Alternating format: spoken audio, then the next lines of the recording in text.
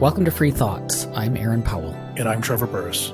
Joining us today is Jason Brennan. He's the Robert J. and Elizabeth Flanagan Family Professor of Strategy, Economics, Ethics, and Public Policy at the McDonough School of Business at Georgetown University, and is the author of many books, including Against Democracy and the Ethics of Voting.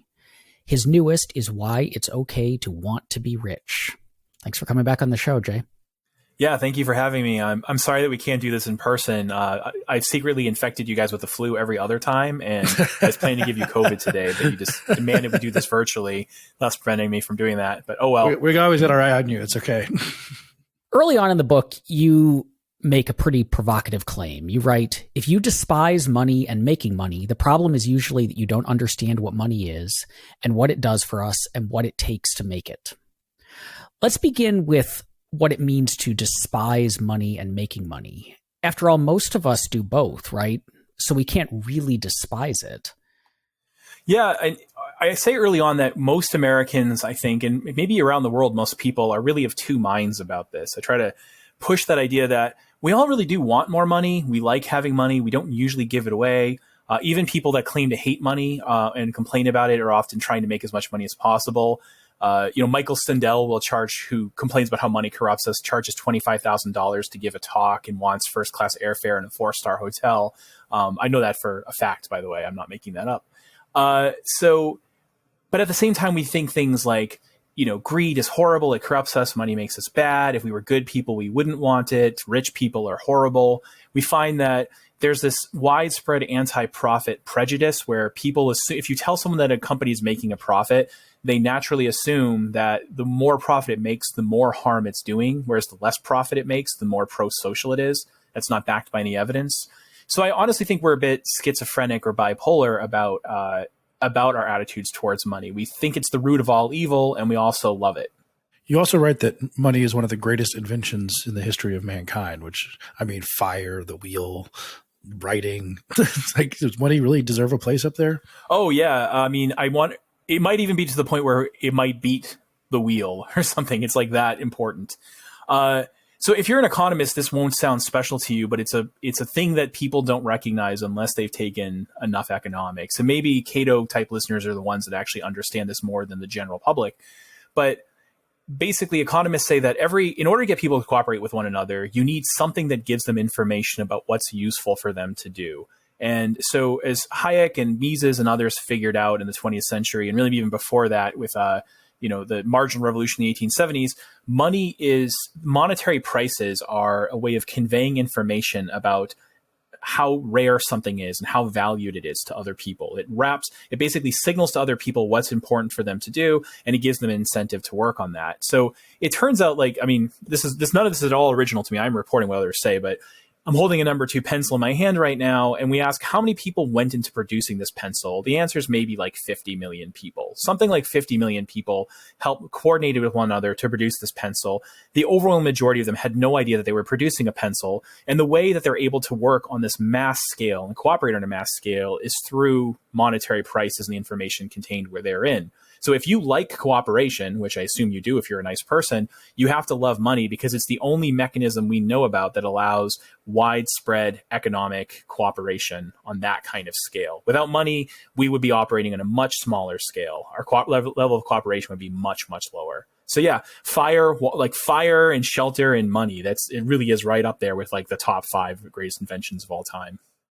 Your book's title is not Why It's Okay to Want Money. It's Why It's Okay to Want to Be Rich. And is there then a difference between wanting money, like obviously if I have it, I can do certain things with it, and wanting to be rich or filthy rich?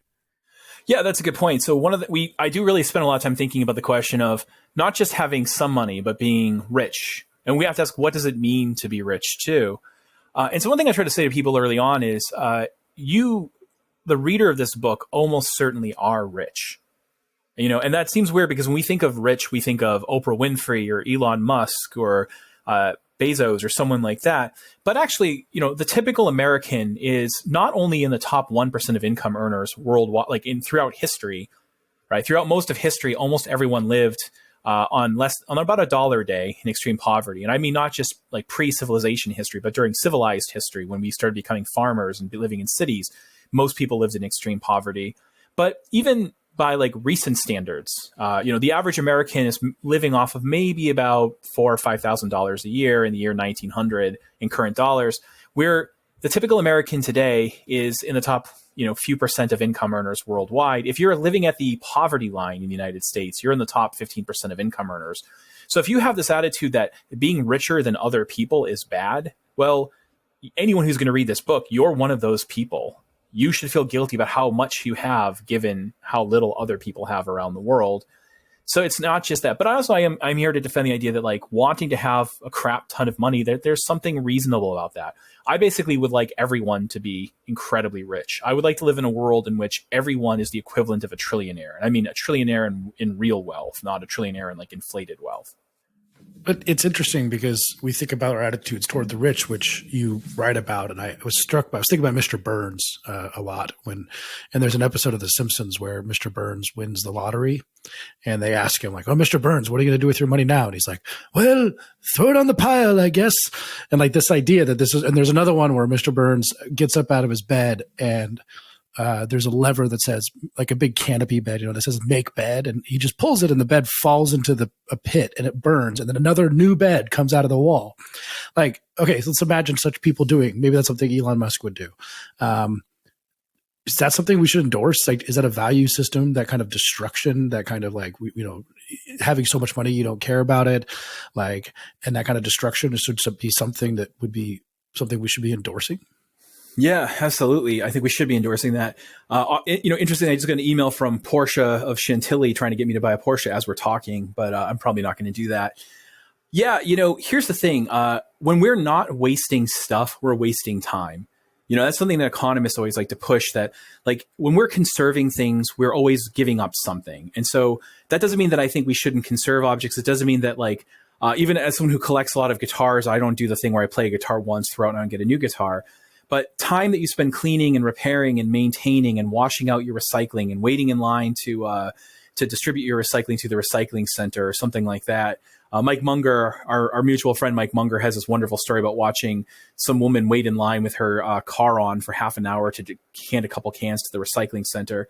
We're wasting our own time and we're all dying. So one of the things I try to emphasize in the book is that there is a trade-off between money and time or like the stuff in our time. And so for someone like Mr. Burns, I don't know if he's actually doing anything useful. I'm not sure if he's actually like a good entrepreneur or good industrialist. I suspect he's not. I don't really watch The Simpsons, but my understanding is he's not like a good guy.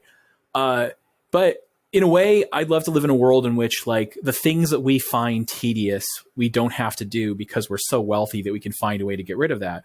And we're all actually doing some variation of that with things like dishwashers and vacuum cleaners, or hiring people to come and clean our house for us, or doing other things like that. We're in a way strongly attempting to conserve on our time, because as we get richer, what ends up happening is the monetary value of our time becomes like higher and higher. And I don't mean Mr. Burns in particular. I mean all of us listening, right? So I spend a lot of there are a lot of things where I don't mow my own lawn anymore, right? I pay a company to come and do it, and they do it very quickly. They can like mow the entire thing much faster than I can. So it's not just I'm simply redistributing the chore to them, but they do it faster because it makes sense for them to buy bigger and better machines to do it. And that's one of the first things I did when I got to be higher income, was to stop doing that. But that means that I have freedom and time to spend with my kids, or time pursuing art, or time doing some other things that I care about. So yeah, there's a way in which, Mr. Burns is an extreme and cartoon example, but there's a light beer version of that we all should drink. But when you're doing that, you're having someone else mow your lawn so you can spend more time with your kids, and you have the luxury of making enough money to pay for that. Aren't you, to some extent, exploiting those people? Like, your wealth is an exploitation of them, because if they're coming and mowing your lawn, that's time they can't be spending with their kids. They're basically giving up their available time in order for you to have more of it. Yeah, in a way you could say that. And there's things like that happen the other way too. Like, the way that I earn a wage is that these like posh people in New Jersey exploit me by sending their kids to come learn like policy, economics, strategy, and ethics at Georgetown.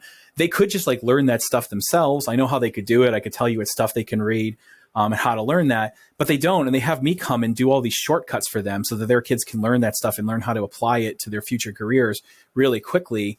I get paid a pittance for that, but maybe not as much as the students are getting out of it. After all, they think it's worth buying. So yeah, in a way, we're all exploiting one another, or an alternative way of putting it is that we're not really exploiting one another. Like the people that are getting paid to mow the lawn, they're getting paid a fairly high wage. They're getting paid more than I was getting paid to do some of the crappy jobs I had in the past. And they're using machinery and so on in order to like do it at a higher rate. They think that this is their best available opportunity, or they would be doing something else. What we end up doing when we have trade on a wide scale and hiring one another on a wide scale is we specialize, we become more productive, and we all get to enjoy more stuff and do more stuff, and our money gets us more. So I suspect that like in a world in which we all agreed we're just going to mow our own lawns, and we're never going to like go to a restaurant and have people cook for us, and we're never going to go to university and have people teach us. We'll just learn it ourselves. And we're never going to hire anyone to do services for us. We definitely won't be exploiting one another, but we'll spend a lot more time doing things that we suck at, and having all of us together, including those very people that we're talking about hiring, would have less time to spend with their families and less time for leisure. And we know this. This is not speculation, because we have data on this, and I put it in the book, that in the year 1870, America is maybe the third richest country in the world, maybe the first. It depends on which stats you look at, but it's somewhere up there, definitely top 5. And not only the richest country one of the richest countries in the world at the time, but easily one of the richest countries ever in human history. And at that time, the typical person, the average person, is working over 3,000 hours a year in paid labor and working almost 2,000 hours a year in unpaid labor. Now, it varies from person to person. Women might be doing a little bit more unpaid labor. Men might be doing a little bit more paid labor. Even the upper class people are working incredibly high hours. You fast forward to the year 2020, and what you get is the typical American who is considered to be working full-time is nevertheless working full-time only about 1,700 hours a year. And they're doing maybe about 1,200 hours a year working in their outside of for unpaid labor somewhere in their home or something, cleaning up. And the result of that is things like these sorts of statistics. In the year 1955 or so, the typical stay-at-home mom spends about 10 hours a week actually interacting with her children. And now the typical working dad spends something like 20 hours a week interacting with his children. And so we know that this is actually buying us all more time. So us all, if we want to call it exploiting each other, that's like this mutual exploitation we're all doing by buying each other's services is like a really good invention, and we should do more of it.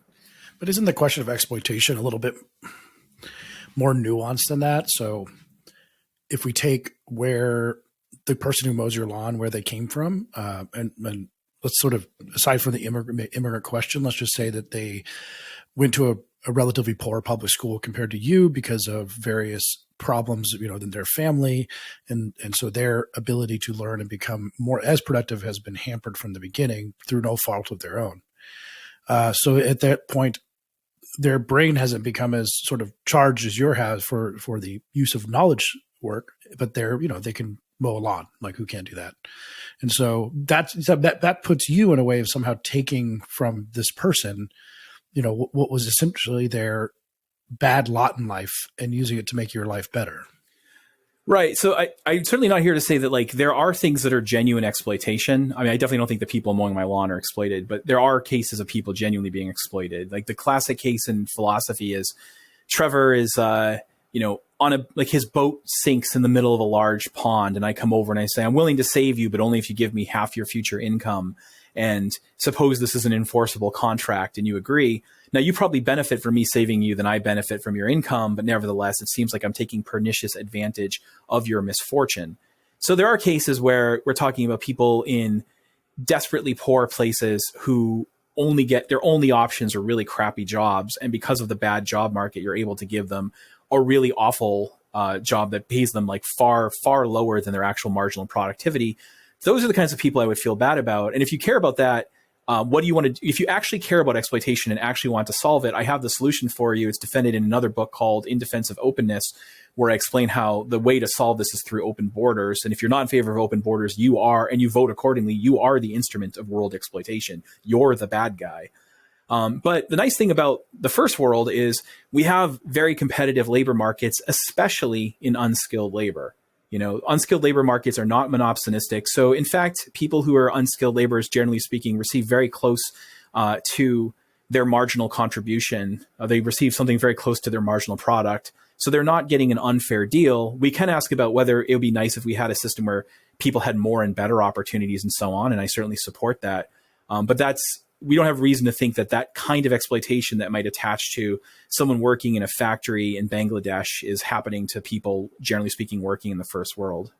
But is there a degree of, if not exploitation, at least something that ought to be concerning to us in terms of how wildly different compensation is between people? So, you work the same amount of hours as the person who's mowing your lawn, and you make substantially more money than they do per hour of work. And it's the case that maybe your level of happiness is higher because of the wealth that you have, but you could also be, there are lots of people who make less than you do, make less than I do, make less than Trevor does, who are pretty happy. They don't seem to need the extra wealth and luxuries to be happy. And so there's something wrong with just kind of the notion that whatever it is that you do, you writing philosophy books, deserves to get all of this money and let you buy all these guitars, when the person who's mowing the lawn, we're valuing that less. We've baked in a kind of devaluing of people or professions. Yeah, and you're right. There are all these complicated things here, and it's hard to give a quick answer to all of them because there's so many pieces.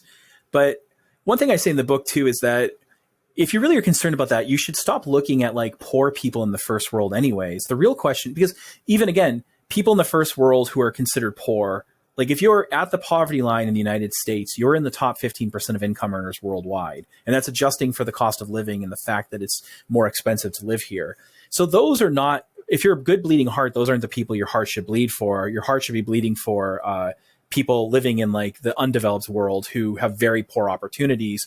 So if you want to donate your money to them or something, I definitely encourage you to do some of that. But one of the things I talk about at the end of the book is exactly how strong are obligations to give. But I think the more important thing is rather than equalizing things, it's better to make everybody better off. Right? That's the more important issue. So here's a way of illustrating that. GDP per capita worldwide right now, I think works out to be about $16,500 in current US dollars.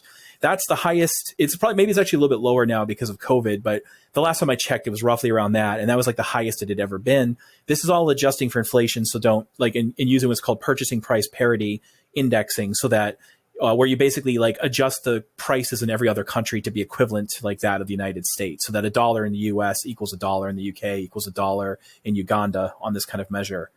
So what if we could equalize all possible income? Well, in a way, you would think if I could just wave my magic wand and convert all production into current income, everyone would get $16,500.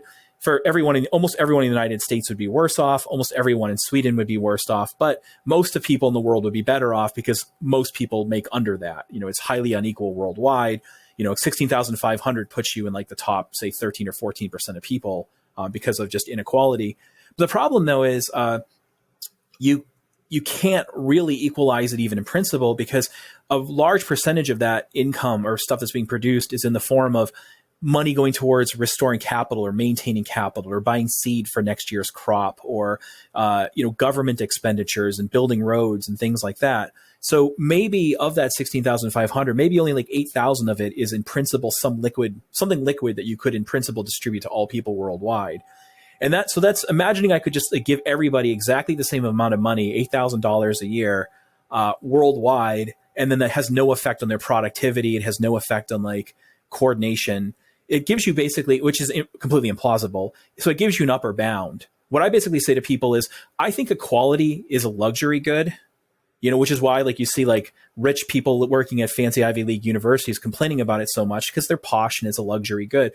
The actual issue is eliminating poverty, which requires massively increased production. I think, in 300 or 400 years, where the even poor people, what we consider poor people in the world, are living on a Canadian standard of living, then I think we can start asking that really interesting question if we should try to make everything more equal. But I think it's not an interesting question now, because what we really need is to create more production. And one thing we know is people refusing to trade with other people because they're people refusing to trade with anyone who's poor and only trading with other people that are rich is a really good way to make sure the poor people stay poor.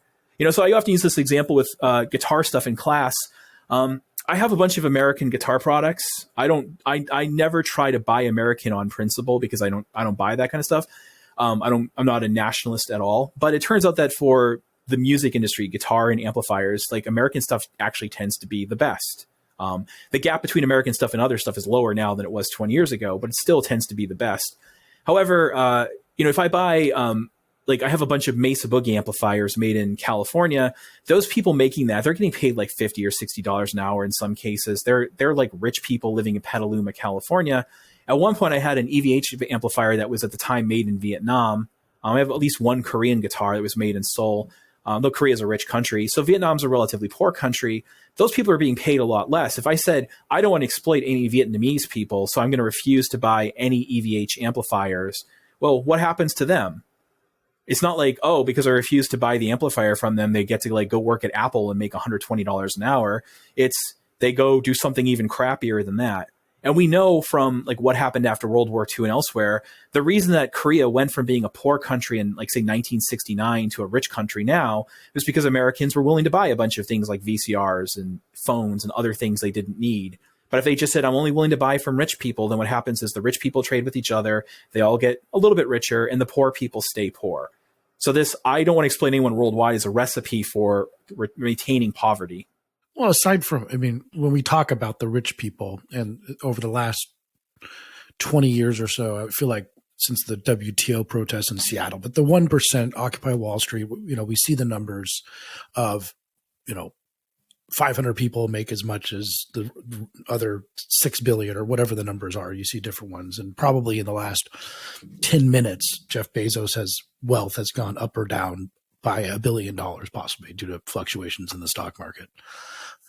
And at the same time, you have these people like, especially during the pandemic, I ordered a lot from Amazon, and you see more and more people, these people delivering packages at like 9:30. And like last night I saw this woman deliver a package at my door, and she's about 60 years old, like who, now is driving around trying to do this. Meanwhile, Jeff Bezos is going up and down $1 billion. Like if we just adjusted that slightly, like aside from being rich, we're talking about being not Jason Brennan rich, but I'm talking about Jeff Bezos. If we just adjusted that slightly and said, all right, Jeff Bezos, your wealth is going to go up and down by 500 million rather than $1 billion, and we're going to pay her more money.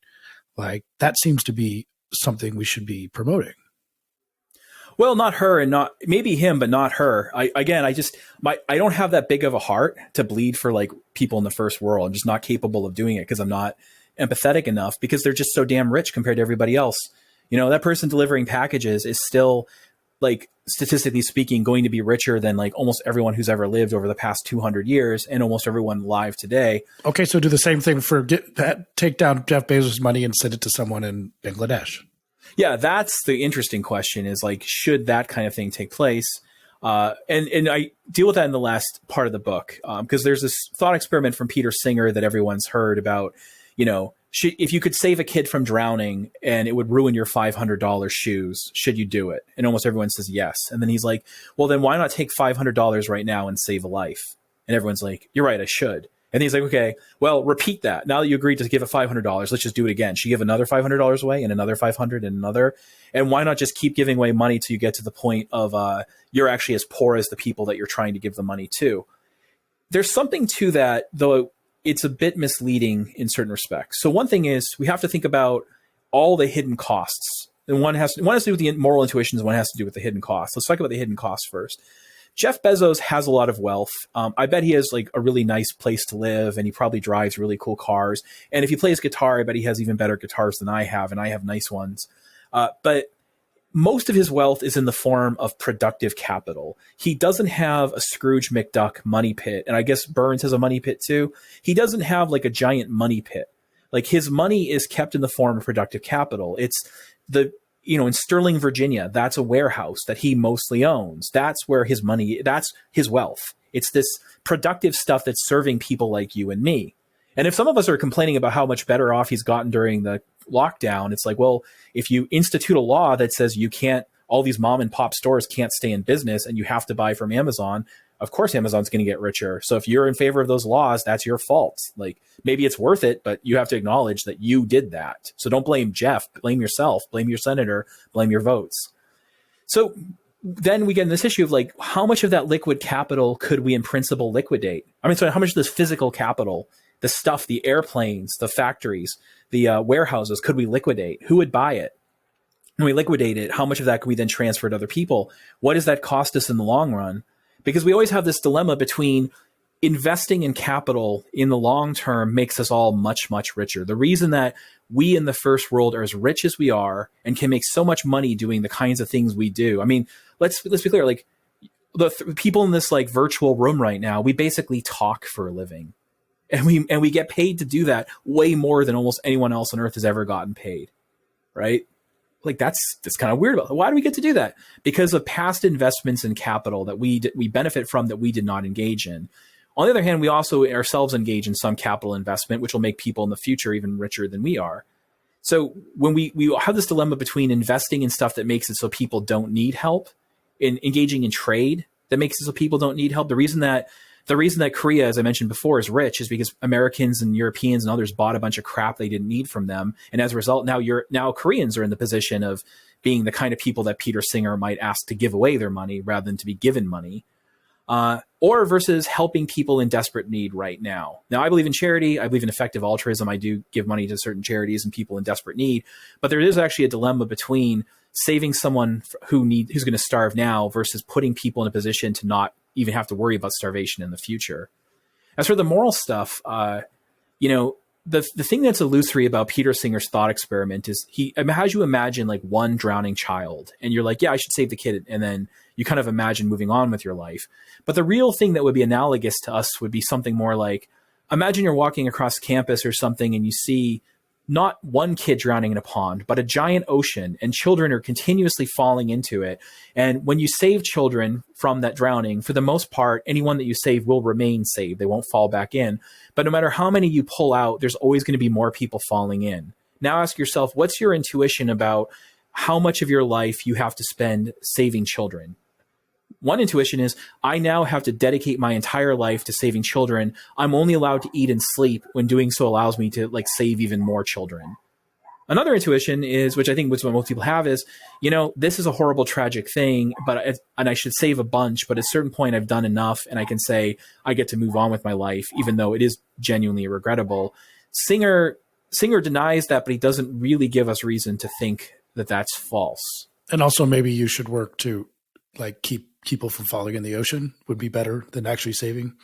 Yeah, and that's where the stuff about the trade-offs comes back in because, again, why are we in this room talking about saving people rather than being saved? It's because in the past, people decided not to save people and instead made these capital investments, which makes it so now we're the savers rather than the people who need being saved, right? That's where that happens. So in the end, it's a terrible dilemma. I don't want to say it's not a terrible dilemma. Like if you put $50 in a bank account, then or you put $50 in a 403c or 401k plan or something, you are making it so in the future people don't need to be saved, and you're also choosing not to save someone who needs it right now.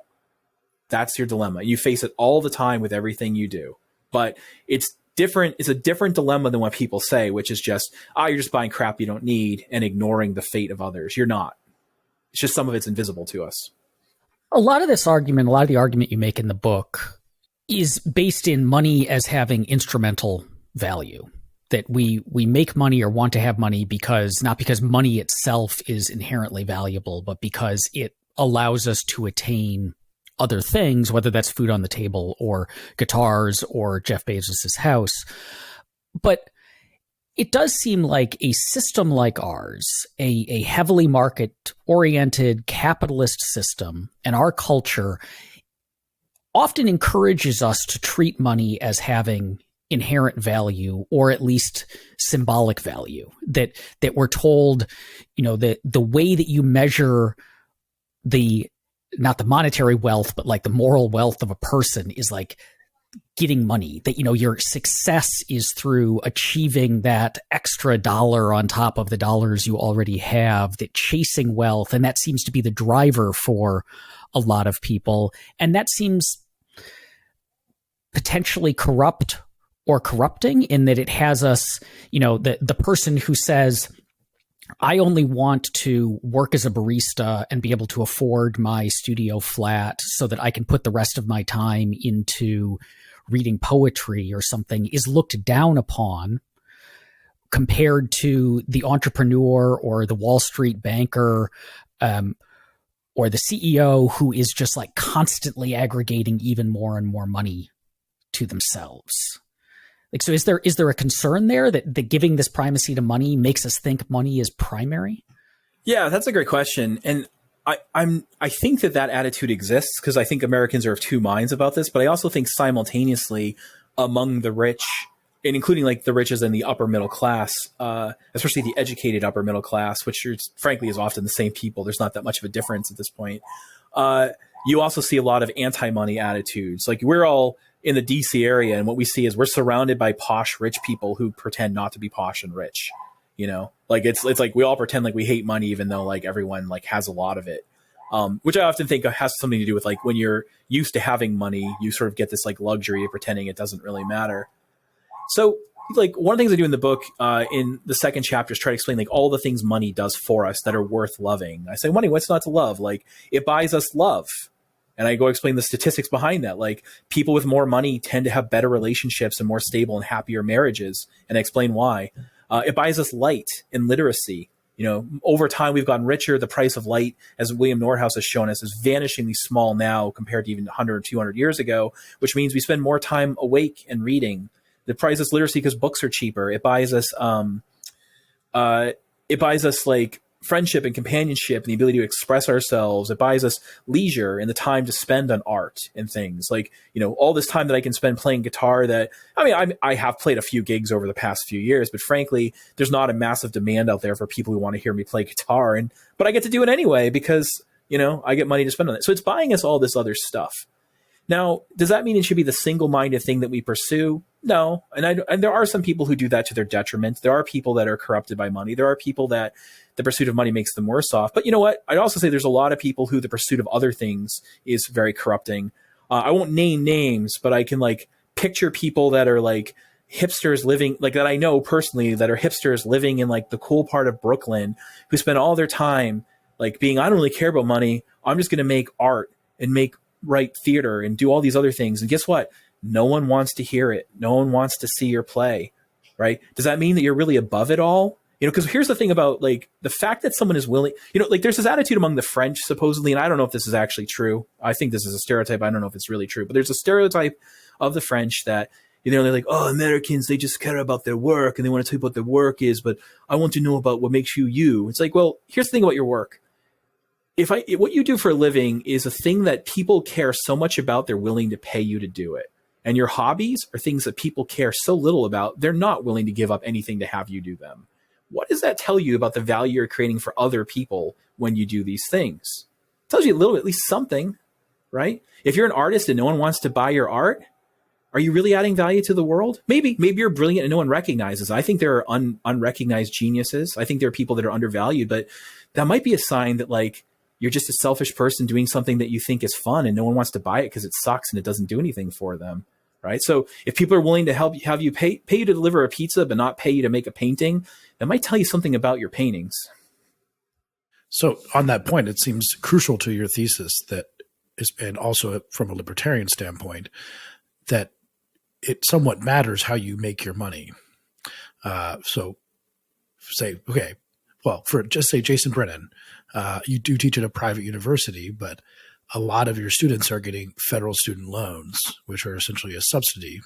So some part of your money comes from a subsidy. Or at least I would say you could argue. You wrote a book with Phil Magnus on, you know, how much this inflates the cost of education.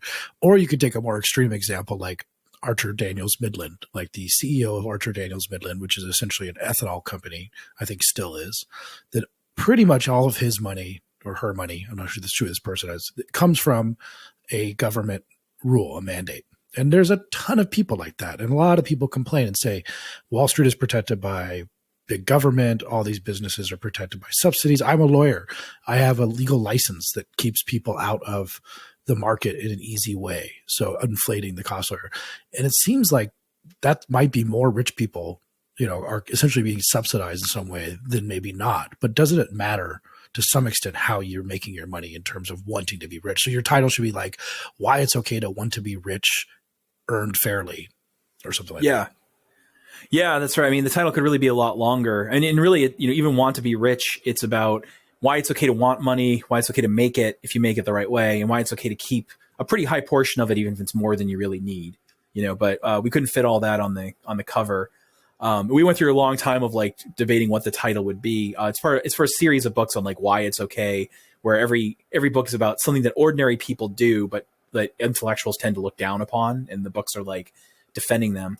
But I absolutely agree with you. And there is a section in the book about the business ethics of making money that basically says what you said. It's like part of whether you have your money legitimately depends upon the way that you made it. And there are a lot of rich people who made it illegitimately. There are also a lot of poor people who make money illegitimately as a result of rents. And there's also a problem here that we face that, look, we live in the environment that we live in. So like, what's his name? There's is it Rissa? Yeah, I think it's Matthias Rissa at Harvard, who, he and I don't share the same politics, but we both agree that free trade is what we should have. There shouldn't be tariffs and subsidies and so on. And free trade should be basically open between all countries. But he brings up this good point where he's like, what do you say about when we're about to, let's say we have liberalization of trade and we're eliminating certain tariffs and protectionist barriers. And then you've got like the average person who's invested their time and their skills into developing a business or something, or some sort of skill that exists only because they were reacting and doing the best they can with the corrupted environment they had, which included protectionist things. So they recognize like, I'm going to grow corn, even though I might recognize that we wouldn't be buying corn in this country from me if there were no protectionism.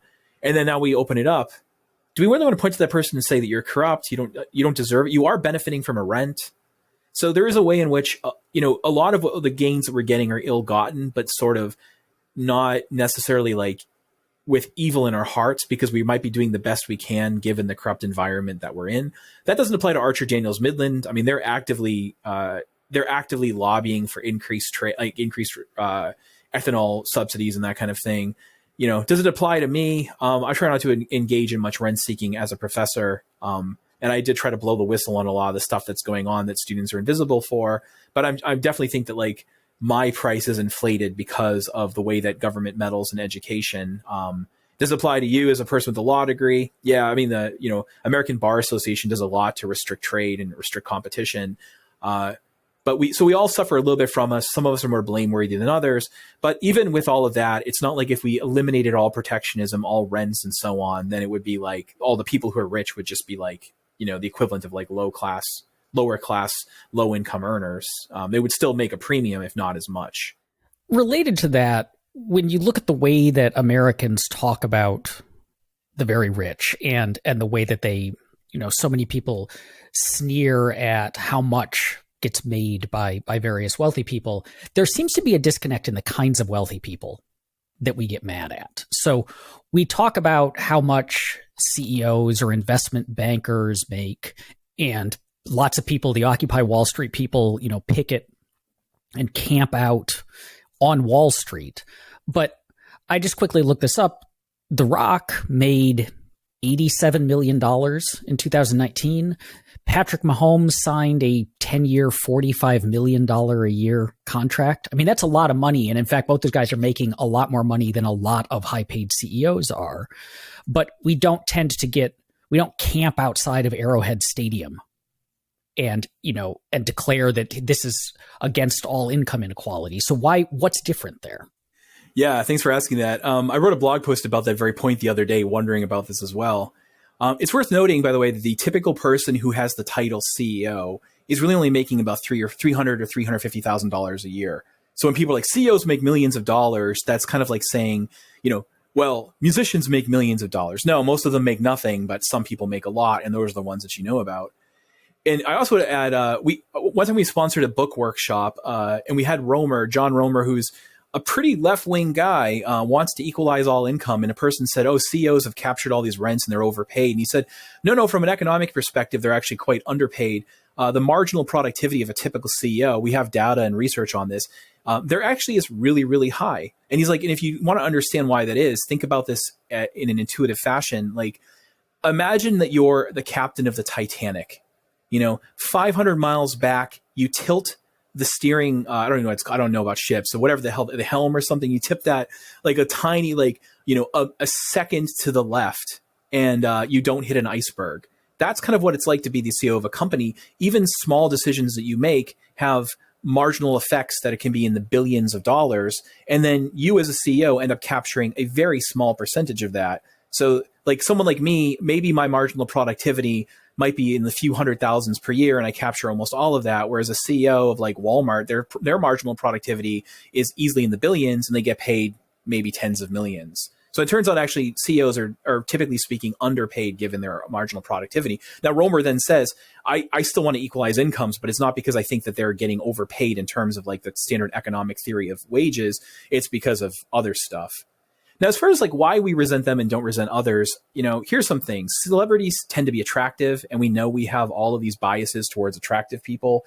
You can go online and watch videos where like they run an experiment, and like a beautiful, like nubile blonde woman will like go up to like men and be like, hey, I'm trying to steal this bike. Will you help me? And they'll be like, sure.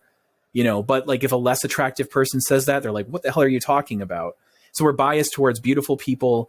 I think also because celebrities manipulate our emotions in various ways. Like, you know, Trent Reznor, someone like sings about heartbreak, and I'm going through heartbreak at the same time, and I feel like he's giving a soundtrack to my life. So then I kind of don't resent his money because I feel like he really did a service to me. Whereas like bankers and others, most people don't understand what they do and how they add value. You know, they're like, I don't get what they're doing. It must not be valuable. And very few people have the wherewithal to think maybe I don't understand what they're doing because I just don't understand very much. So there's that kind of thing. There's like just a status thing when like everyone loves Kim Kardashian, then you're supposed to show that you're one of us by loving Kim Kardashian too, even though she's someone who's kind of like rich for being rich and famous for being famous. I mean, she can't sing, she can't dance, she doesn't do like, you know, cool karate or anything, but somehow she's like, you know, a celebrity. She can't like play football like Mahomes.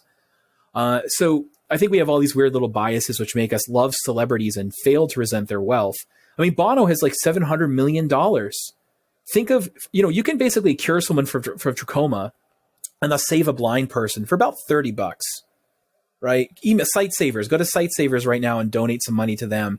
You can cure someone to blindness. If you're going to order pizza tonight, you can cure someone to blindness instead. Think of, he could personally stop trachoma.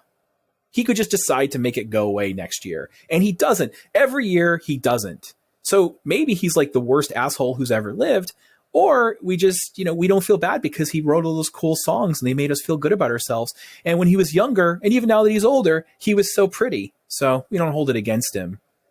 You know, and one thing that goes along with that is evidence I notice is that the Wall Street bets people, a lot of them were motivated by this, like, soak the rich. I don't care if I lose money on this. I just want to screw over these hedge fund managers. I went and I read it. I saw it online. I went to the thing. I was reading it while it was happening.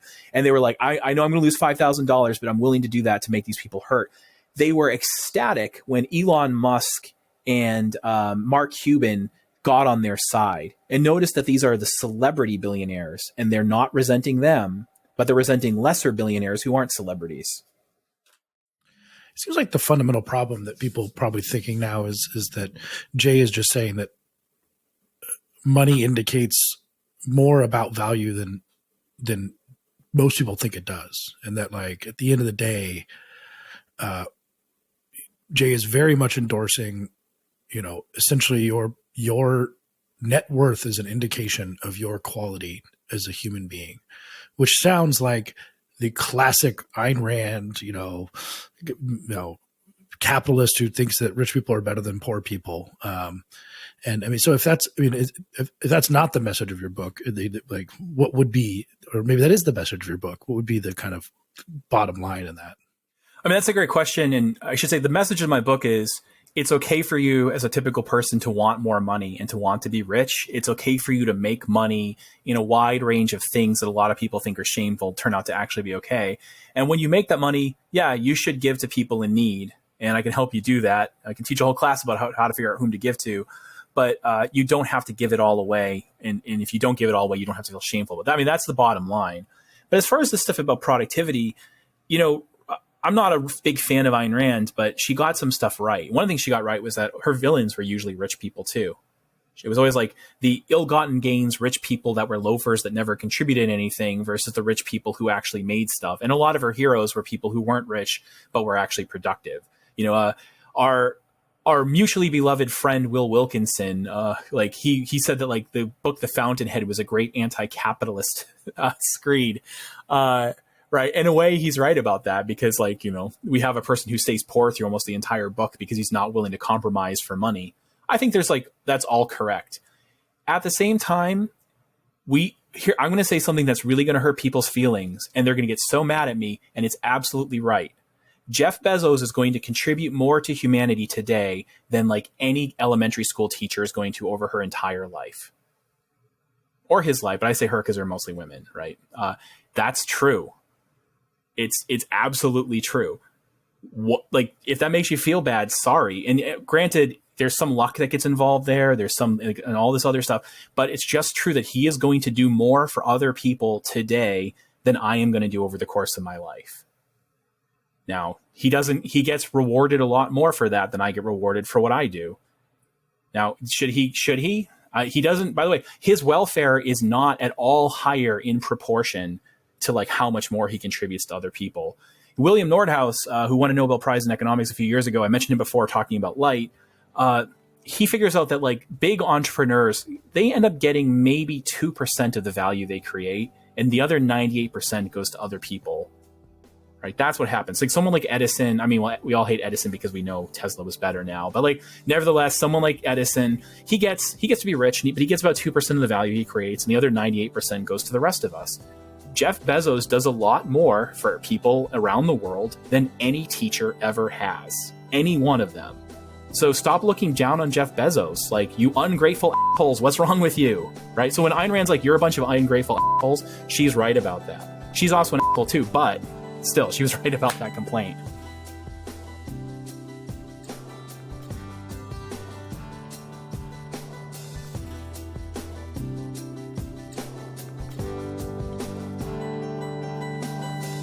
Thank you for listening. If you enjoy Free Thoughts, make sure to rate and review us in Apple Podcasts or in your favorite podcast app. Free Thoughts is produced by Landry Ayers. If you'd like to learn more about libertarianism, visit us on the web at www.libertarianism.org.